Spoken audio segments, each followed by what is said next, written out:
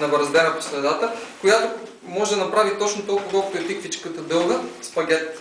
И така като направите няколко пъти, ще получите точно толкова дълги спагети. Няма голяма разлика с тези. 4 лева струва. Така че да, смисъл компромисен вариант е, но не е лош по никакъв начин. Аз ви казах, че днес няма да направим нещо, което вие сами не може да направите вкъщи. Не е целта да ви покажем Soul Kitchen какви майстори сме, напротив, целта е да ви покажем колко елементарно вие да може да ги готвите нещата. А това за морков става или за нещо? Става. На патладжан или... Патладжан не става, патладжана при това на никой не му препоръчам да го яде суров. Значи има неща, които не се ядат сурови, патладжана е може би най-топ нещо. Между другото, не знам дали знаете, патладжан има повече никотин, отколкото в цигарите. Да. Зелените домати по същия начин, вярно. Зависи количество.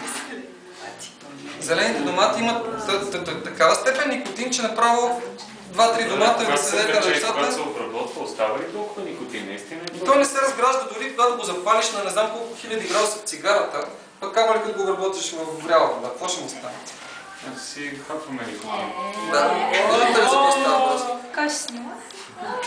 Искам да си хвана спагетчето. Чудесно! Това е цяла порция направо.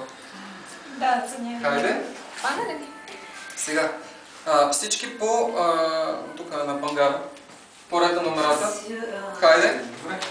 Аз ще бъда последен като... Има колко са? Още. Има достатъчно за всички ще има. Какво значи това може да това нещо морков? Морков, краставица... Това е общо взето. И морковите и краставиците или някое друго, което евентуално би могло да... Не би следвало да може да снеме. Не съм виждал никога, аз съм виждал много клипове на суровият. Или ще е нещо, което не предлагам да сме пазарни. Мене не ми трябва да ти кажа, те тикачките са толкова вкусни, така направени, че